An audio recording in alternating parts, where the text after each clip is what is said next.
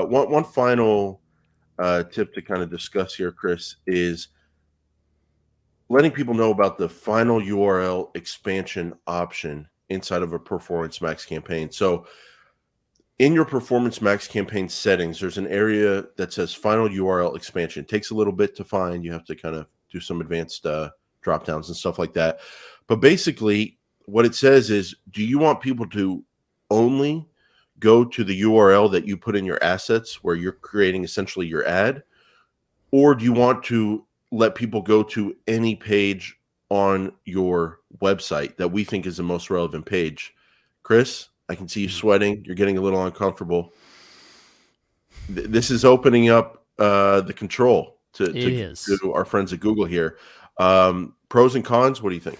So to explain what Jason's talking about, when you create an asset on Google, you're going to choose a final URL. So you're going to choose one URL for that asset group that you've created. So what Google's saying is, hey, I see that you have a final URL right there. That looks Thank you. That looks great. How about we scan your site and send people to where we think is relevant? And also, when we do that, we're going to scan that page and come up with our own headline and description and kind of redo your ad a little bit. At least the headlines. Yeah, it says it can dynamically customize headlines for your ads based on those other pages. Yeah, it says headlines. Yeah, you're right, because for the DSA stuff that they do, they don't change the description. They do keep the description. So yeah, I mean that's. Jason, I'll be honest, it's a little too much too fast for me. I hear you. This is change. I hear you. And I'm out of gas here, Chris. I'm out of gas.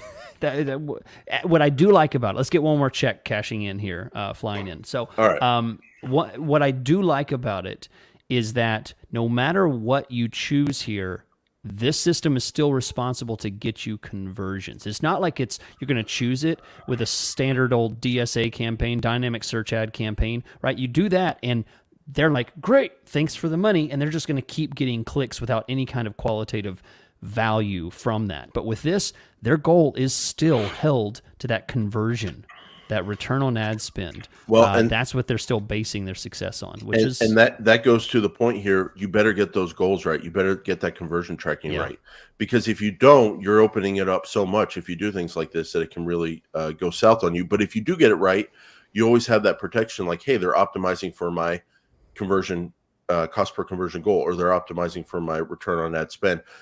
Just to give people a little peace of mind here, if you do leave it checked on, send traffic to the most relevant URL on my site. Two things. One, the benefit of doing that is they're saying they will show you on additional searches. They will scan those other pages on your site and go, oh, you've got an article about this or a service page about this.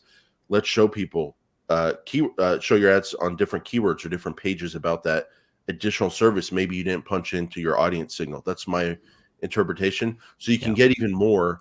Or service is not worth advertising. Yeah, you don't want to pay to have someone to have Google advertise some service that is just kind of an add-on. It's not the kind of thing you typically sell separate. Yeah, exactly.